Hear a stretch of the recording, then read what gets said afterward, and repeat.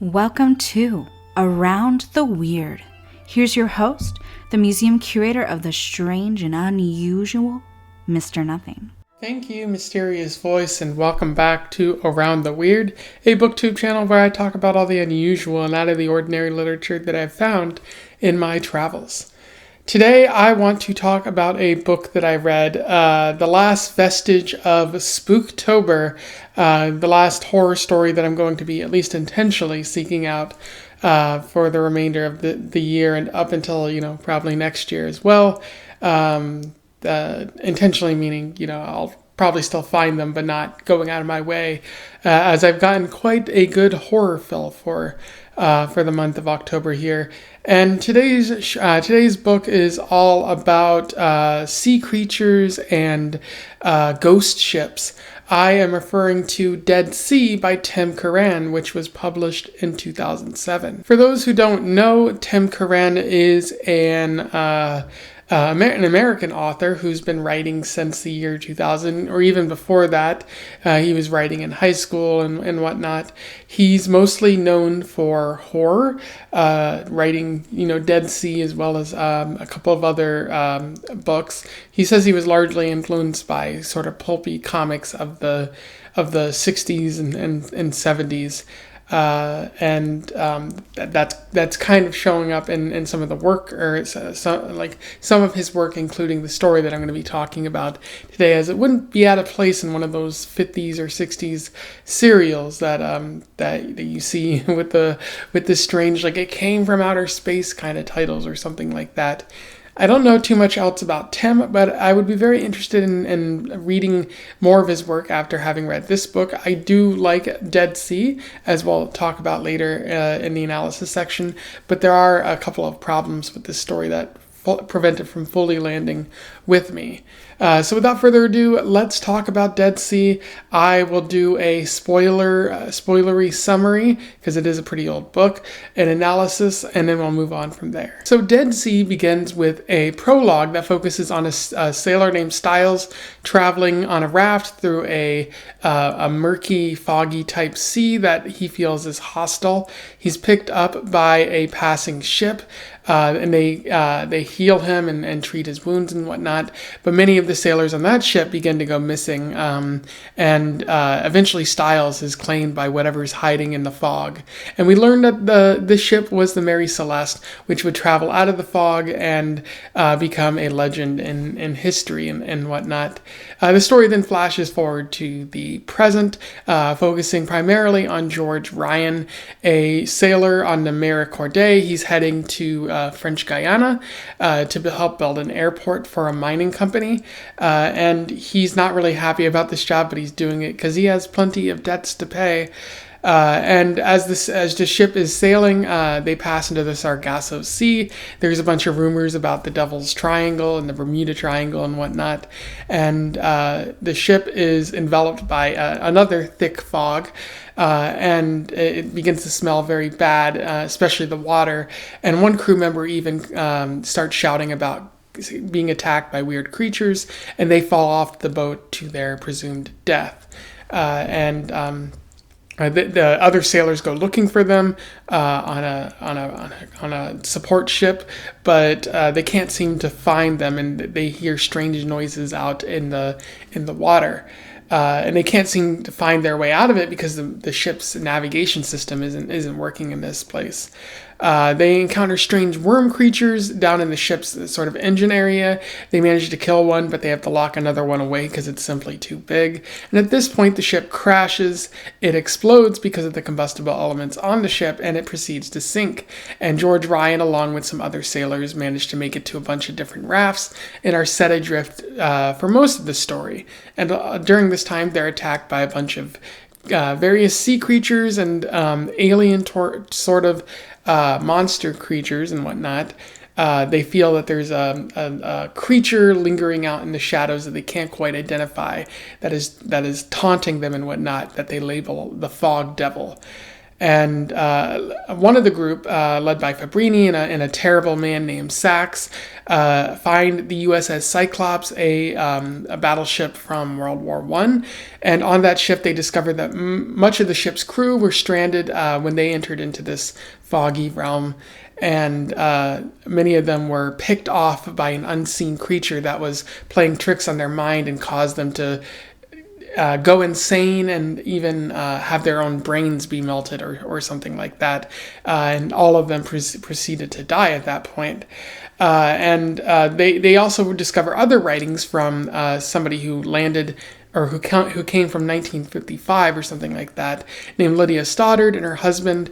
After her husband died, she proceeded to eat his body, and she was turned into some sort of terrifying monster spider thing, and she is now hunting Sachs and Fabrini throughout the USS Cyclops. After killing one of their members, Fabrini and Sachs and the others managed to get back on board the raft and sail off at that point. Throughout the story, a bunch of scientists and even George Ryan and a couple of other people identify that they must have traveled through a dimensional vortex in order to get to this point, that they're on a completely different planet through wormholes and space-time and whatnot.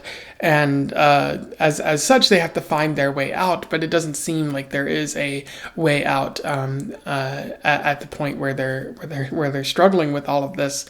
And they don't really know how this world's physics quite work, and it just seems very dangerous. And they also see two moons in the sky, which drives George Ryan a little bit mad. Not quite insane, but it does affect his mind in a significant way. And as George Ryan and his team is sailing along, they encounter a massive ship graveyard where they're able to restock, and they're able to find an airplane that they hope can maybe take off. But as they're exploring it, a giant squid attacks and kills one of their crew, but they are saved by a woman named Elizabeth Castle. Elizabeth reveals that she was trapped around 1905 in this fog vortex. Time doesn't really work the same way, although she's been there for quite some time. It's only been like a couple months since she's actually landed there. And she, tries to help everyone and teach them the ways of survival. She doesn't think that there's a way out of this fog realm. But they manage to make their way to another ship, which Elizabeth calls the Hermit's ship, and he's revealed to be a scientist who has been investigating ways to get out of this by traveling back through a time vortex before a certain mysterious creature, which is known as the Fog Devil, finally awakens and proceeds to kill everybody, which it does in a series of purges over times.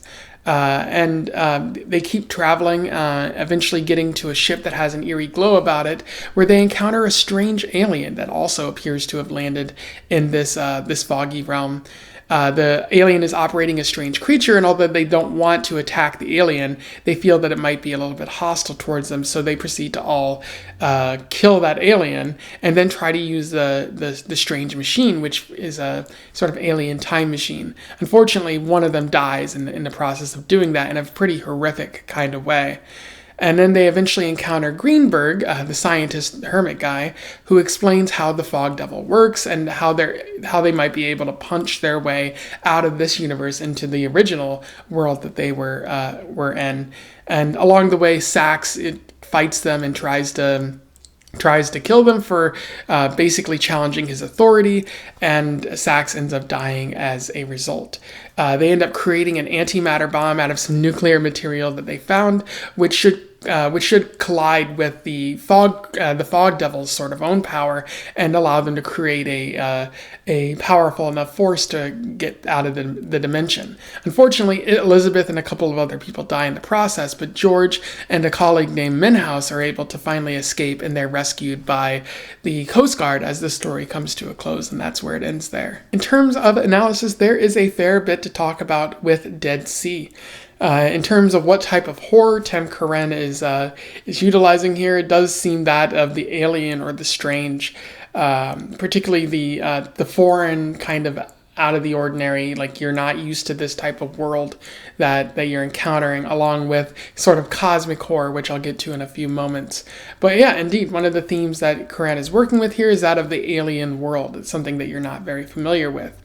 Curran does a stellar job of illustrating the otherworldly in this story, just painting a picture of how these people are totally unequipped to deal with these physics of this world, the fog of this world, the creatures of this world.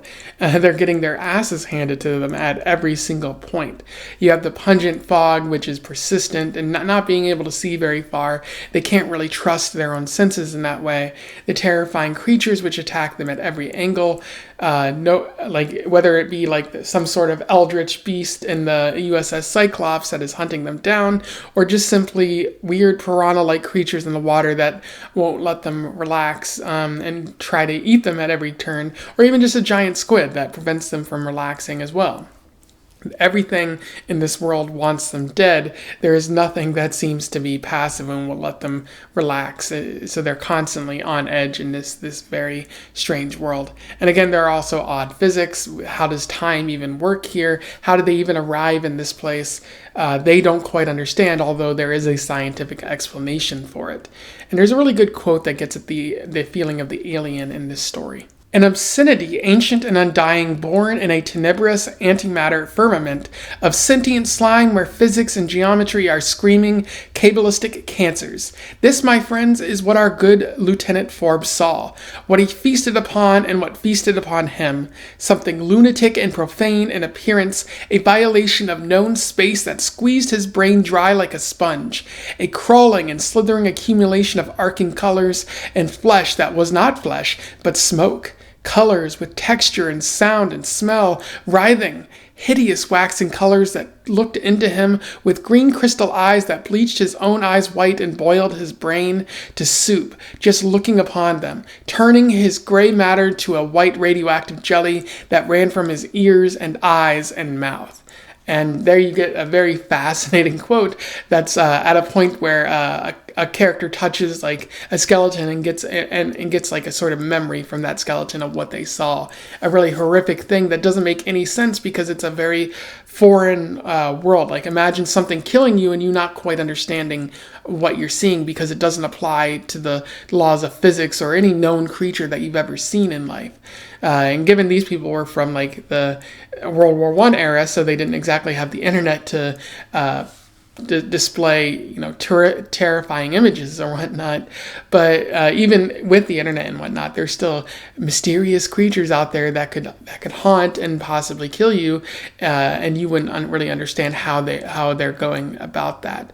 So I really like how Curran gets at the alien, and even when he describes the alien that the characters meet in this story, they're like, this doesn't make any sense to us. This animal's biology, this creature's biology doesn't match anything on Earth. And although it doesn't seem hostile to them, they feel that it's not going to help them in any meaningful way. And it might view them the way that they view apes, a lower form of life or whatnot. And this unfamiliarity with what they're encountering adds to the horror. Imagine you were in a strange world that wanted you dead at every single turn, but you couldn't figure out how the system worked, how you even got there in the first place, or how you're able to even fight the creatures off or survive. Like, it would fill you with a great sense of despair and a great sense of dread as well. So I think Curran does a really good job of writing that out. Another thing that Curran does here, as I mentioned before, is cosmic horror. Curran plays on fears of eldritch beings and mind-melting terror, which is common in Lovecraftian literature. It's also common, or it was also present in the story that I read last year, The Fisherman by John Langman, which I definitely recommend.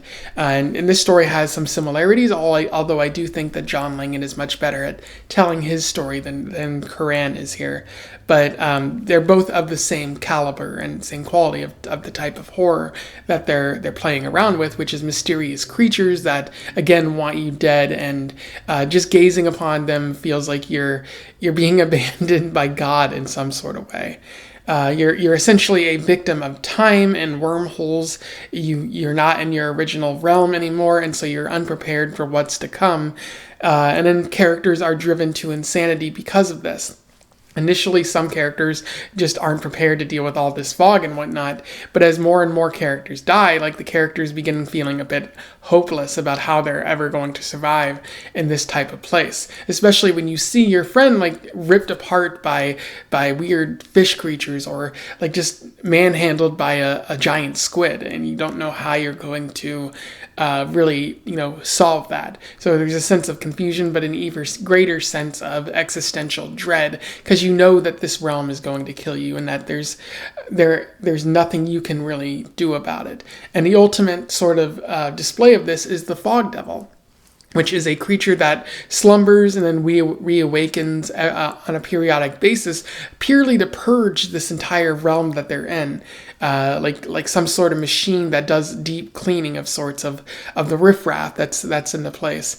And they have no way to stop it, because the fog devil is powered by antimatter in a sort of nuclear kind of way, where just being exposed to it just gives you several forms of cancer that immediately kill you and melt your brain in a very significant way. And that way, it's kind of more scientific than anything else, because if you look upon Cthulhu, it's more mystical in that your brain kind of is driven to insanity by this eldritch being that you have no business actually looking upon. Whereas with the fog devil, it's more you were accidentally exposed to high levels of radiation, and that's what killed you. But in that way, they're still pretty similar to like Cthulhu, and it's leaning heavily on the writings of Lovecraft and other Lovecraftian type writers who came afterwards. And I do like how Curran kind of adds his own twist to that kind of writing right there.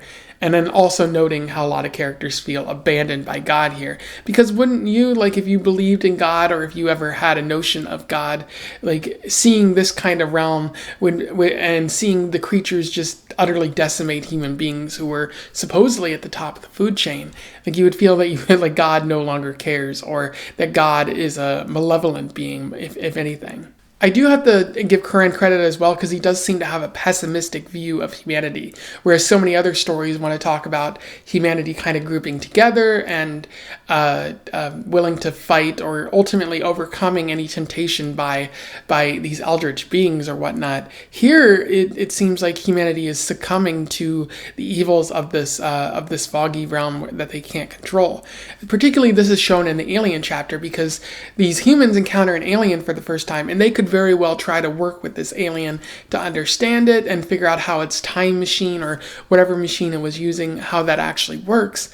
And rather than do that, like you see through Curran's writing that there's a sort of animal lizard brain response in these people that compels them to want to kill this sort of weird alien creature. And although they are trying to stop themselves, they ultimately rise up and just beat it to death. Not before it tries to kill them as well, but you can see, like, not only with this alien chapter, but with other elements of the story, how they're constantly fighting and vying for whatever little power they might have in this realm, that Curran doesn't feel very optimistic about our chances for encountering such situations, or really, even to a lesser extent, maybe we're not going to encounter a weird, foggy realm that annihilates us like this, but in smaller settings and in much more realistic settings, he might not be optimistic about our ability to work together there either. It also seems to some degree that Curran is talking about toxic masculinity and trauma. I know he's absolutely not. Many of these characters exude masculine bravado, and maybe he's doing that on purpose as a way of sort of adding to their sailor, or the type of field that they're in sort of construction.